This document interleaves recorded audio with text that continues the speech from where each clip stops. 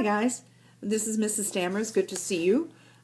It's a cold winter day and sadly things fall apart cannot stop. We have to keep it together. Today what I want to do is talk to you about literary devices and things fall apart. It is what I always wanted to say to you in class, but for some reason we cannot get the time to do it. So what I'd like you to do is follow along with this. There will be a note-taking guide that you can download from ManageBack in order to take notes. And then finally, keep in mind that there are a lot of sources out there. One source that I use in addition to my years of teaching Things Fall Apart are things that Ms. Lockhart has passed on to me from her years of teaching it. And also I've used guides and put together information from places such as the Schmoop Study Guide and all of those things. So what you see here is a synthesis of many things that will help your understanding of Things Fall Apart. Now, what we're going to be doing is talking about several things in Things Fall Apart. We're going to be talking about Achebe's writing style. We are going to be talking about his tone. We're going to be talking about the narrator's point of view. We are going to be talking about symbols, imagery, and allegory, as well as the epigraph. Things fall apart, the center cannot hold. What does that mean? And then the setting and some issues surrounding the genre of Things Fall Apart.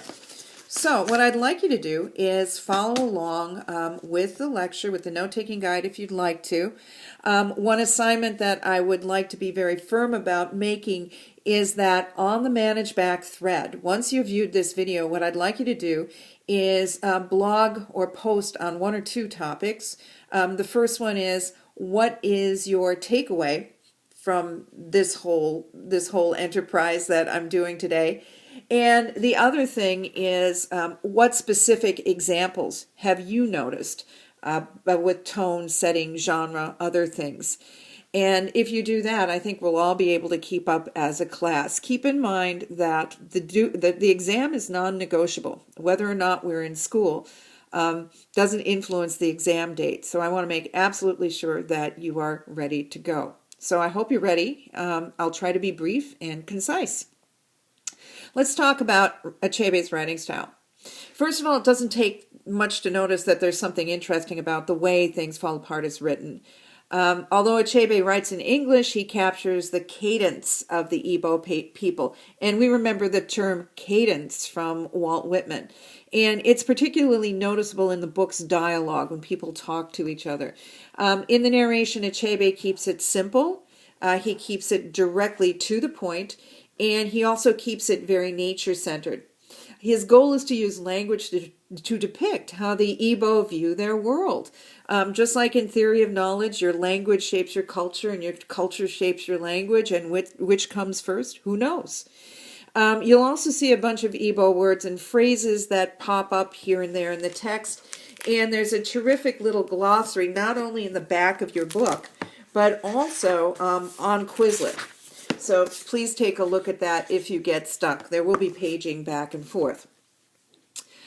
In addition to the cadence and content choice, Achebe also uses tons of proverbs. And this is actually indicative of the Igbo's oral culture. They didn't write it down first. Everything was passed down through storytelling. And there are many, many tiny stories that are shared by people, and people use these stories to discuss everything. And these stories are how the people communicate with one another. They're used to explain acts of nature, traditions, history, why people act a certain way.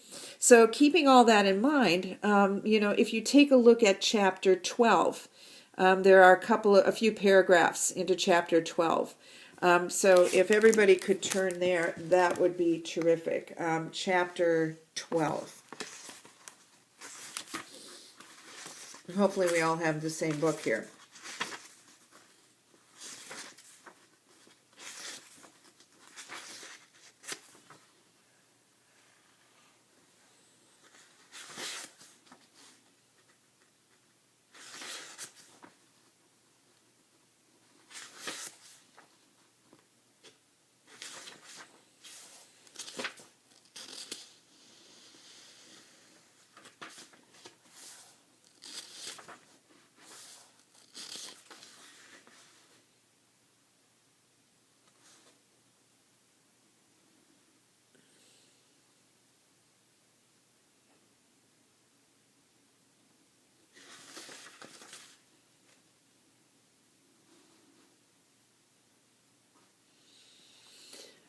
Some of the women cooked yams and cassava, and the others prepared vegetable soup. Young men pounded the fufu or split firewood. The children made endless trips to the stream.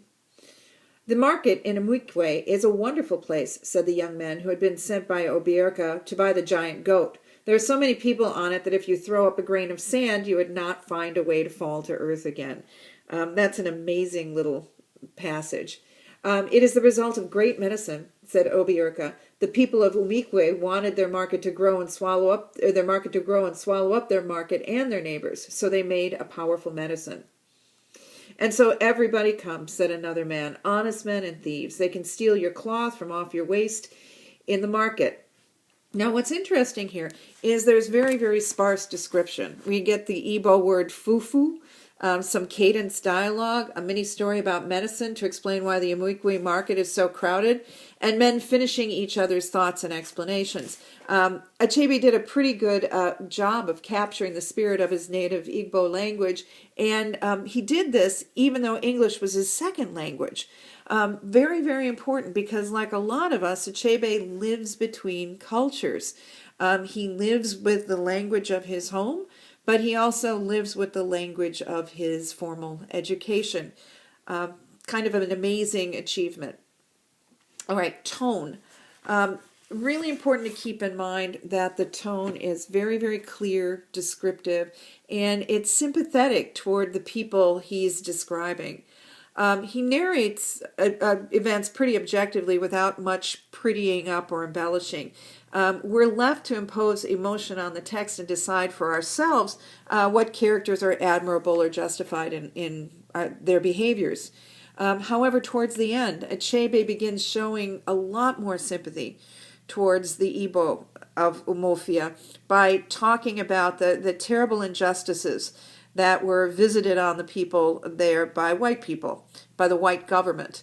The last paragraph of the book in particular shows a really, really pretentious and disgusting, self-satisfied, complacent district commissioner who has this inflated sense of Western superiority, and he just sort of dumps it on us. Achebe does, and he leaves us to decide for ourselves what the outcome of the situation is, both for the Igbo people and for Nigeria in general, and for anybody who suffers under colonialism. Just ask Orwell how that worked. The narrator point of view. It is third person omniscient. What omniscient means, of course, is all-knowing, all-seeing. Through most of the novel is focused on Okonkwo, and he generally provides insights into the thoughts of most characters. There are times when the narration is focused around characters, namely Ikemefuna, the adopted son, Noi, his own son, Obierika, his good friend, Okonkwo's good friend, and Ekwefe. The multiplicity of voices allows the reader to see different characters through a variety of lenses. Access to the internal thoughts of a variety of characters also gives dimensionality to the Igbo people as a whole. Achebe never lets the reader assume that the Igbo people are homogeneous and could be summed up in one single character. And that's what's so amazing, the multiple points of view. And again, that's what makes this novel very, very rich. And as we start to talk about well-crafted novels, a novelist that does his or her job very, very well is the novelist who can master all of those different voices and all of those different points of view.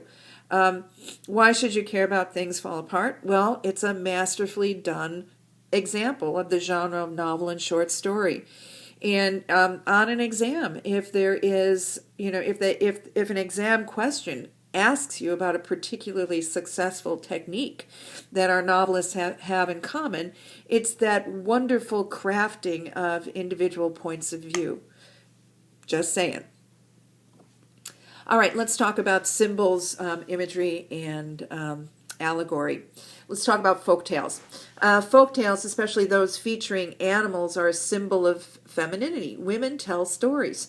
To Okonkwo, the stories seem to show a childish love for, if I said Okonkwo, I meant Achebe. For Achebe, they seem to show this love for escapism, but also they provide a few useful values or morals. There's a moral to every story. Mothers and daughters in the novel have a tendency to share folk tales. And they're also one of Okonkwo's son Nuoi's favorite form of entertainment, storytelling. Because Noe prefers folk tales over bloody war stories, Okonkwo fears that his son is too effeminate. Again, interesting that, interesting too that folk tales were one of the ways that Ikemefuna became such a valued member of Okonkwo's household. As we talk about the outcome for Ikemefuna, and I don't want to surprise anybody or add any spoilers, but one of the reasons that perhaps Ikemefuna wasn't continued as a character is that maybe he provided more of that element to the story than would have balanced out Okonkwo. It's just a theory of mine. Okay, yams. We talked about yams in my afternoon classes. I don't know that we did anywhere else. But yams are what we would think of as as sweet potatoes. They're not exactly the same because there are many different varieties of them in the world. But it's a male crop. Growing yams is labor intensive, and the size of a man's fields and harvest say much about his work ethic. Okay, if you're not rich in yams, you're not a hard worker. And yams are also grown to gain wealth and also to feed one's family. If you look at those feasts, aside from goat and different types of meat, everything is some sort of yam-based dish. So they're a symbol of masculinity and the ability for a provider to provide. Another element is fire. The narrator and characters often compare Okonkwo to fire. He even has a nickname around town as the Roaring Flame, which is a great name for him. He does roar, and he is temperamental like fire. For Okonkwo, fire is a symbol of boundless potency, life, and masculinity. However, on realizing his complete disappointment in his son, Okonkwo has the realization that living fire begets cold, impotent ash. That's in quotes. Like fire, Okonkwo sees his own son as kind of impotent, as sort of a loser. And, where Okonkwo burns hot, he tends to dry everyone up around him. And that's certainly true of Nui. And, again, this idea of fire and ash. As you might guess, ash is seen as powerless and cold and lifeless. And Okonkwo links ash to emasculation. Not only does Okonkwo compare his own son to ash, but also later on when we see the court messengers, they're called ashy buttocks. That's what the Iwo call them. And it's a comment about the color of their shorts, but also about their masculinity. When people show up, and it's a sign of poor health when you're, in Igbo culture, if you look like you're covered with ash. The mother of the spirits. Now, Okonkwo is this strong masculine figure, right? But there is also this interplay between the masculine and feminine in Igbo culture. And the mother of spirits is seen as the mother of the Igugu, and therefore a deity worshipped by Umofia.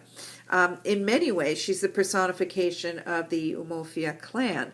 The point at which one of the Christian converts, and his name is Enoch, he comes much later in the book, commits a terrible crime of unmasking one of the Igugu is a huge, earth-shattering moment in Umofia. Unmasking an Igugu is equivalent to murdering a god. It's a point at which the Umofia way of life is disrespected, and the damage that he does, it can't be repaired. Things really begin to fall apart at that point. The night after that spirit is unmasked, the mother of the spirit loudly mourns the death of her son. And the narrator draws a comparison between the mother of the spirits and the clan. He says it seemed as if the very soul of the clan wept for the great evil that was coming, its own death. So there is foreshadowing that goes on that involves the mother of the spirit, this very powerful earth goddess. It's important that the mother of the spirits takes no action but weeping and mourning. She doesn't avenge the death of her son. Neither will the Amalfia people avenge the crimes against the crimes that white men commit against them. And that's a puzzle. That's a puzzle. This idea of vengeance and why the Igbo don't appear to take it. The Igugu. The Igugu are a symbol of the culture and independence of Umuofia. And the Igugu are seen as ancestral gods, though in actuality they're masked Umuofia elders. The Igugu serve as respected judges in the community, listening to complaints and prescribing punishments and deciding conflicts. They're very much in charge of the spiritual life and also the law and order in Umuofia. Just as the Igugu are superstitious, well, I don't know if it's superstitious, but just as the Igugu are thought to be spirits of the Umuofia ancestors for the sake of the novel, they're symbolically the spirit of the clan. When the Igugu lose power in the community and are replaced by a white court, the clan's culture and independence is lost. And again, it's very important, that whole system that they have in Umuofia is very, very powerful, yet very, very delicate.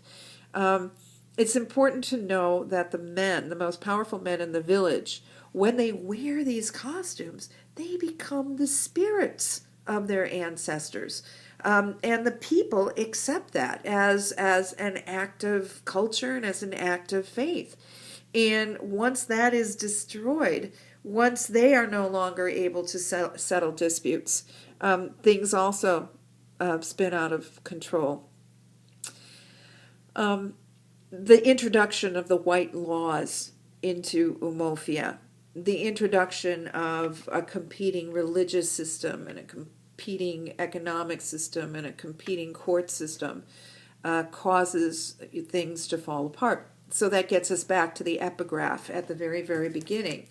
When Achebe gives us the very, very beginning here, right here, the epigraph. He says, turning and turning in the widening gyre, the falcon cannot hear the falconer. Things fall apart. The center cannot hold. Mere anarchy is loosed upon the world. W.B. Yeats, The Second Coming. Let's talk a little bit about that in retrospect. It's the first 4 lines of that poem I asked you to look at, analyze, and answer questions about last week. And it's one of the most frequently and one of the most famous and most frequently quoted poems in all of Western and, I guess, Nigerian literature. It was first published in 1920, a year after the end of World War I. You have studied that. It was called The Great War, and millions of Europeans died in that war. And while many people at the time just wanted to get on with their lives, Yeats thought that European society had pretty much broken down. And the poem is a real terrifying prediction of future violence. And that was something I asked you guys to write on last week, at least in my afternoon classes. The role of violence in Things Fall Apart and in Umuofia. Critics say that violence is one of the major motifs, but I'm not so sure about that. I tend to sort of disagree with that claim, given the fact that more violence and more random violence seems to be on its way. Unfortunately, getting back to the poem though, the rise of Hitler and fascism in the 1930s proved Yeats correct. And many have found the poem kind of eerie and sort of prophetic, because it's almost as if he's seen ahead into the way the rest of the last century turned out. By using, I think what Achebe did is he chose to use the lines of The Second Coming as an introduction to his book. And he points out parallels between a time of chaos in European history and the upheaval caused by the Europeans when they went to colonize Africa. He uses this to sort of enlighten people to the point he's trying to make. The things fall apart, the center cannot hold. is not a white man's view in Things Fall Apart. It's a universal view. It's Okonkwo's view. And it sort of underscores the tragedy that we're going to see later on. The specifics are amazing too. The falcon flying out of earshot of its human master. Those types of things are, they can't, a bird can't circle forever. Sooner or later, they've got to come back and land on the falconer's glove. In this case, though, the falcon is lost. Things will collapse. And, Achebe's really talking about that idea that things have spun out of control. And eventually their political and social and religious structure are going to just not even collapse, but just dissolve. It's a well-chosen epigraph. I hope you really pay attention to it.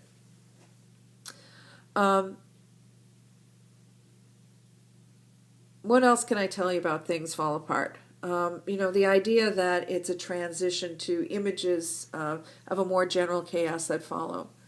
The idea that the center cannot hold everything that the Igbo rely on. Centralized. This idea that everything is centered in the village and among the elders. That's going to go away. It's really the center not being able to hold. The Igbo are challenged by missionaries. The Igbo don't have one set of rules and social guidelines to follow. Now they have more than one. So what happens is the unity breaks down. Everything just dissolves. It's true that not all the old world rules worked for all the Igbo people all the time, but at least there was one set of rules and one social order to choose from. Things were basically orderly. The other part of the poem is, it also refers to the second coming of Christ, right?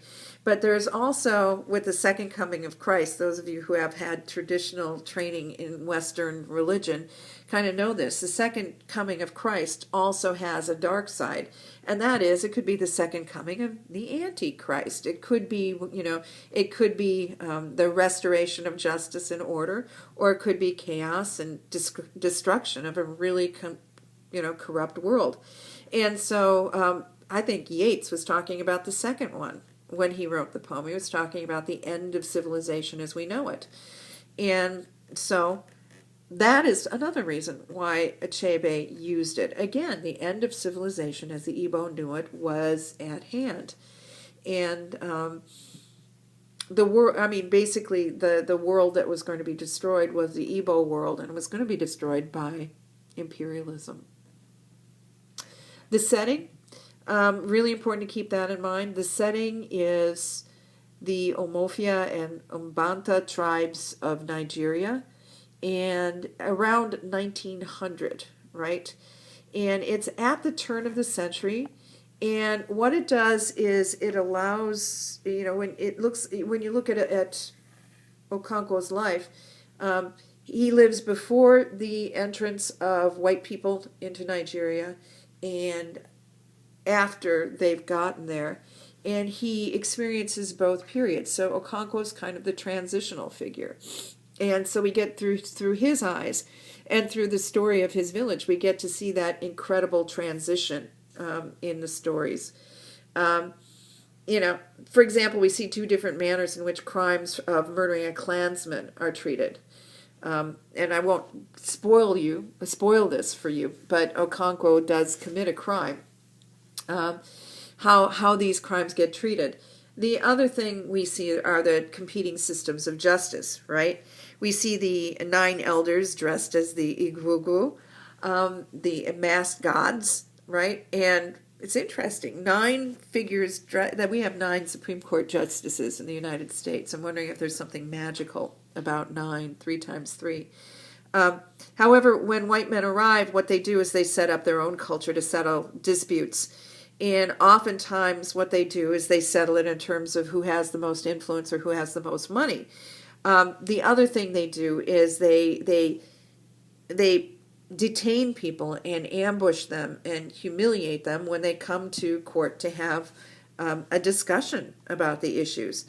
And this is something that also brings Okonkwo down and brings the Igbo way of life down. The whole arrival of the Europeans is just a terrible thing. Okay, another setting that's important is the forest.